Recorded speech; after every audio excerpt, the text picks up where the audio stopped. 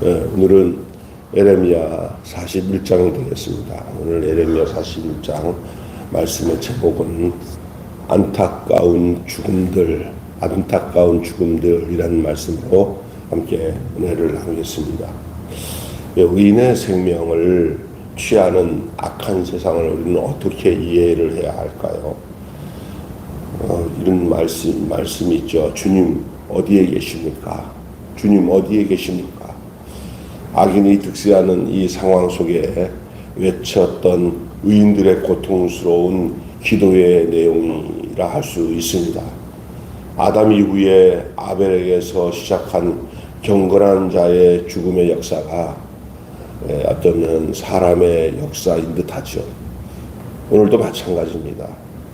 이런 상황에서 우리 믿는 신자는 어떤 관점에서 또 어떠한 자세로 살아야 할까 하는 것이 오늘 우리가 본문을 보면서 생각해야 할 대목입니다. 오늘 본문에는 의인의 죽음이 드러납니다. 여러분 보면은 그 이스마엘이 그다랴를 암살했죠.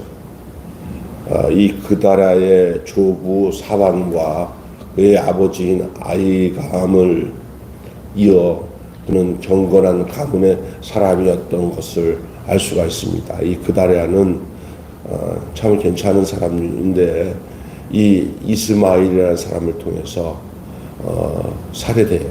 이스마엘은 주님을 경외하지 않는 좋지 못한 사람이라 할 수 있어요. 그러기에 이 사건은 어떤 권력 다툼이라기보다는 의인이 악인에 의해서 죽임을 당하는 상황이었습니다. 이게 세상이에요. 의인이 악인에 의해서 죽임을 당하는 세상. 나라가 멸망했음에도 불구하고 여전히 그 나라 안에 정황은 점점 더 악한 것으로 치달아가고 있음을 볼 수가 있어요. 여러분 이 본문의 지금 배경은 이미 나라가 망했어요.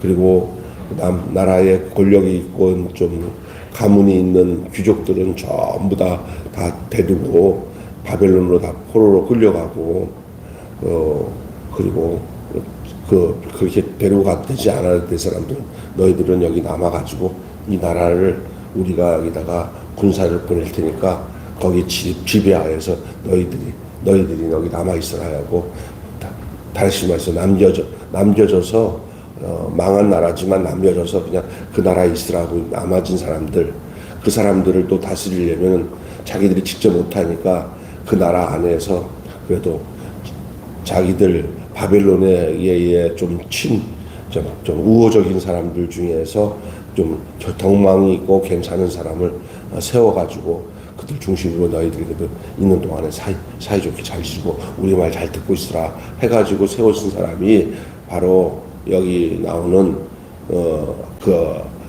사반의 할아버지가 사반이고 아버지가 아이감인 그 가문의 아들인 오늘 죽은 그다랴예요. 그나마 그다랴는 예레미야와 좀 마음이 좀 통하면서 큰 문제가 없는 사람인데 아주 악한 놈이 하나 있어요. 이렇게 망했음에도 불구하고 이 그다랴를 죽이는 사람이 바로 누구냐면은 여기 나오는 이스마엘이에요. 이 이스마엘은 아직까지도 나라의 현실이 이렇게 된 것에 대해서 못마땅해 여기고 이 이웃 나라 에돔인가요? 거기 또 애굽 이쪽에 좀 기울어진 사람인 것을 알 수가 있습니다. 결국은 나라가 망해서 이제는 그 안에 깨끗이 정리가 될 줄 알았더니 더 복잡해요. 사람이라는 게 어느 것든지 끝나고 나면 다 괜찮을 것 같은데 누가 이런 얘기하죠. 호랑이가 없으니까 누가 뭐 된다? 토끼가 뭐 왕노릇 한다? 여우가 왕노릇 한다? 뭐 그런 거잖아요. 어디 가나 똑같아요. 예, 지금도 그러고 예전도 그렇고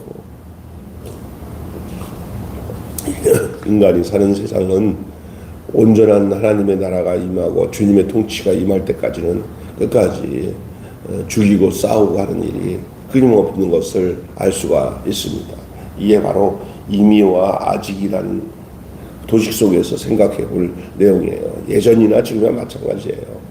그다라의 죽음에 대한 주님의 뜻은 알 수는 없지만 분명한 것이 있었어요.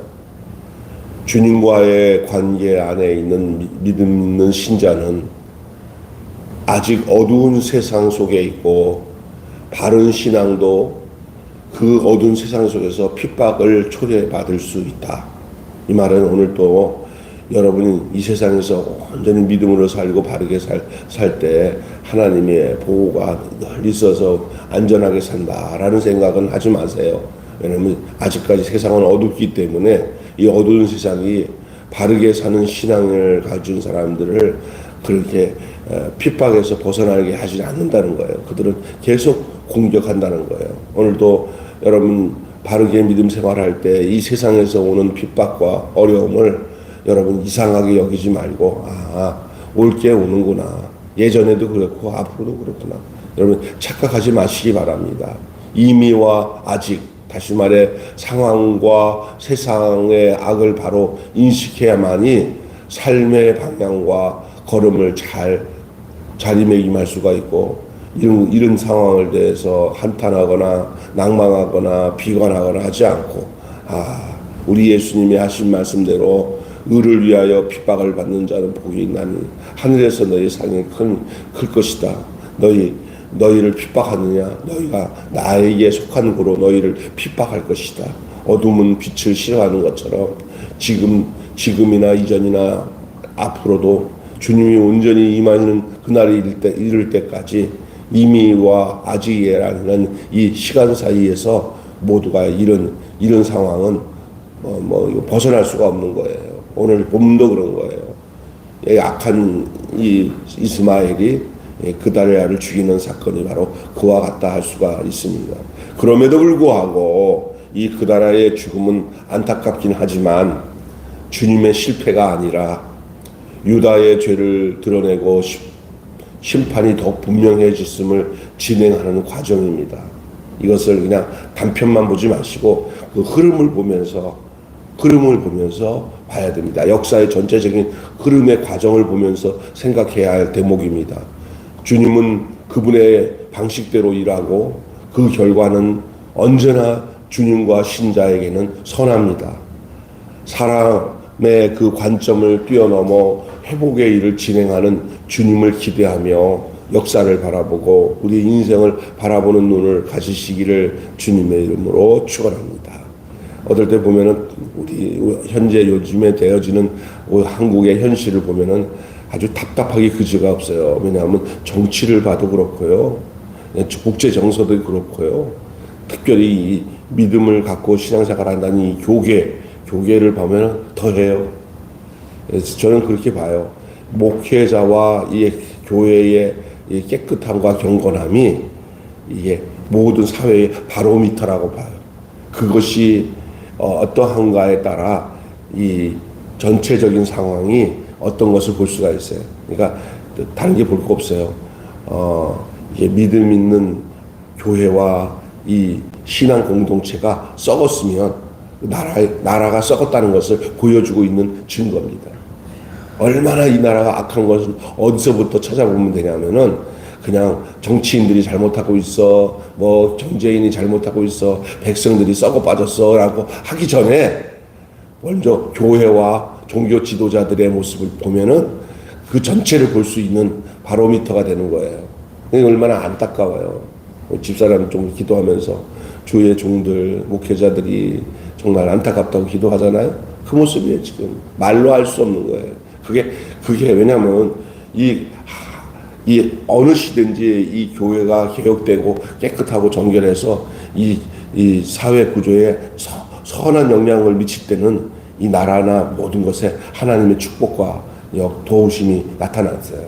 근데 모든 사람들이 볼 때 아이고 정말 지저분하네, 정말 대책 안 쓰네 하는 게 특별히 이 믿음의 공동체인 이 교회나 이런 게 종교적으로 썩어버리면, 그래서 대책이 안 쓰면 그 나라의 모든 도덕적인 것과 모든 것들이 바로 거기에 드러나게 돼 있어요.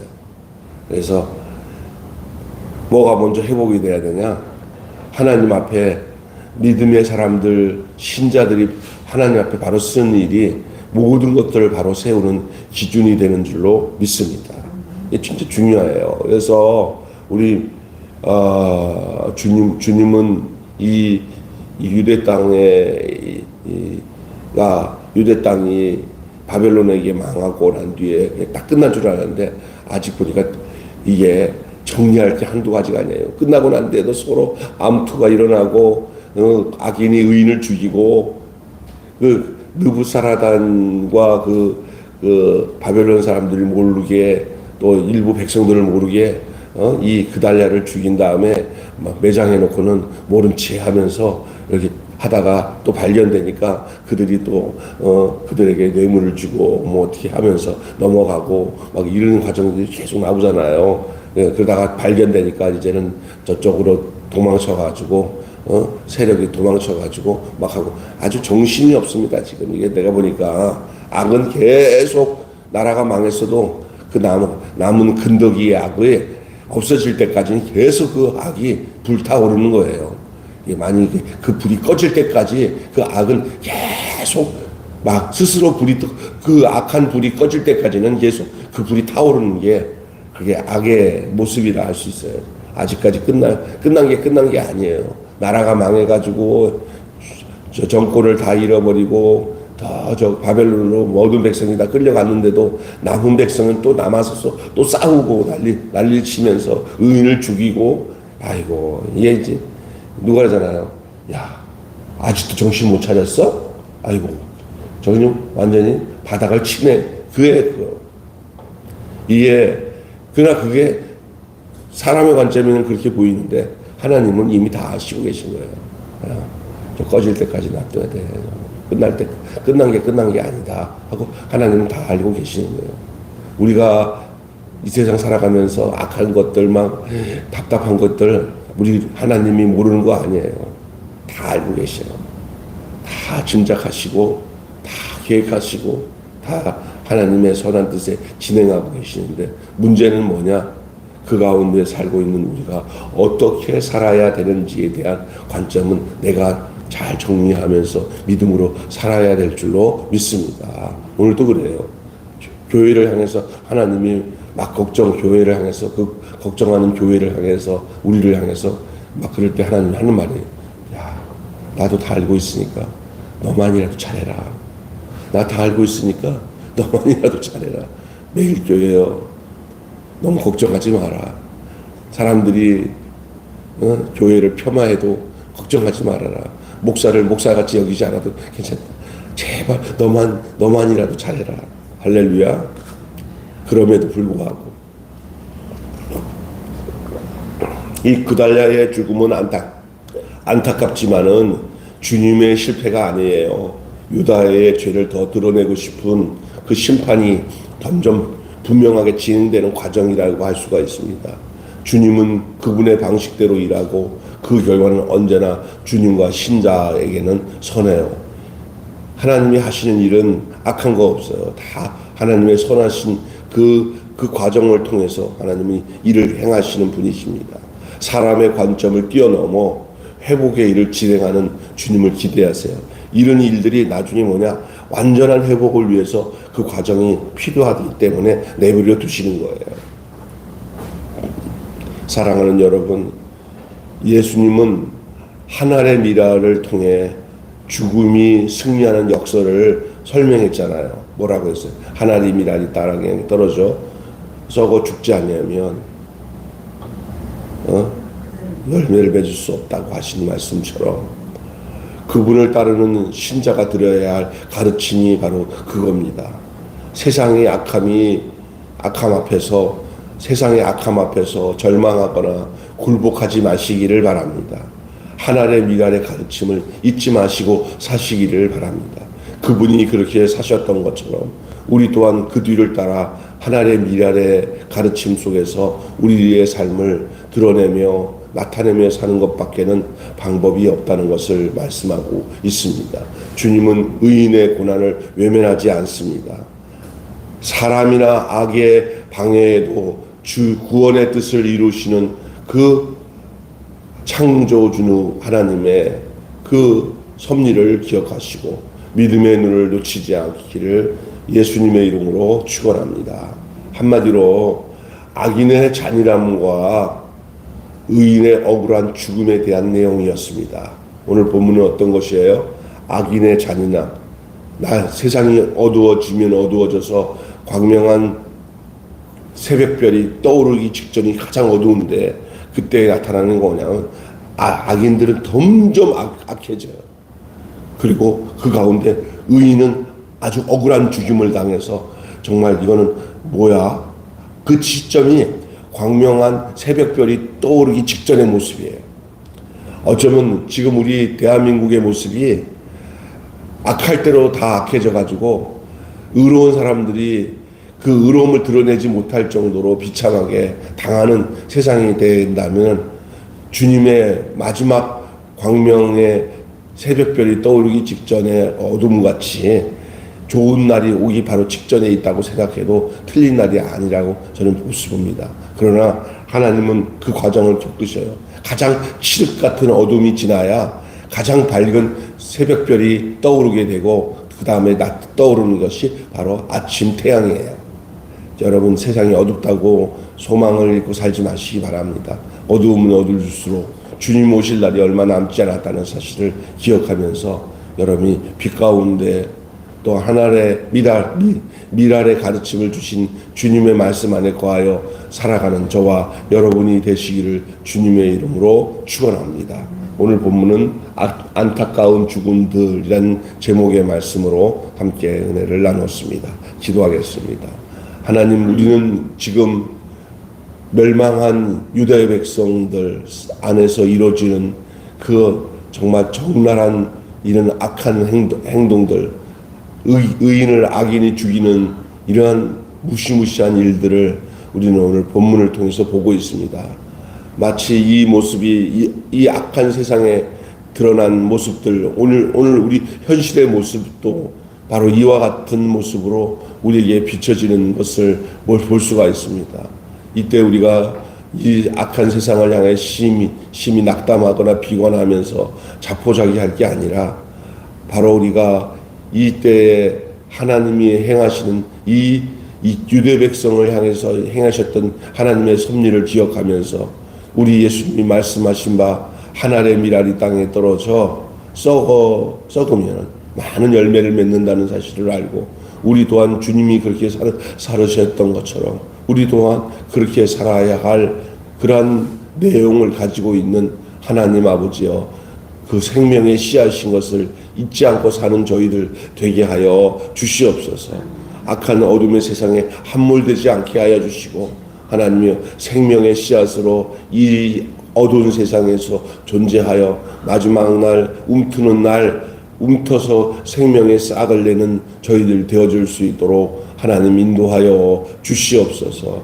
어둠의 세력이 이 세상에서 횡행하고 모든 것을 점령한다 하더라도 이 과정은 하나님께서 이미와 아직의 사이 속에서 우리가 겪어야 할 이 어둠의 고난들, 고통들, 이것도 어떻게 보면 전체적으로 그 진행하고 있는 한 과정인 것을 알게 하여 주시고 저희들이 참고 인내하고 믿음으로 버티고 승리하는 신앙의 삶을 살게 하여 주셔서 주님 말씀하신 것처럼 의를 위하여 핍박을 받는 자는 복이 있나니 하늘에서 너희의 상이 큼이라 하셨사오니, 우리가 힘들고 핍박이 있고 세상의 어둠이 우리를 점령하고 장악하는 그때도 끝까지 주 안에서 인내하고 승리하는 믿음의 발걸음이 우리에게, 우리의 민생의 발걸음이 우리에게 있게 하여 주시고, 더욱 이럴 때일수록 주님을 바라보고 주님을 의지하며 사는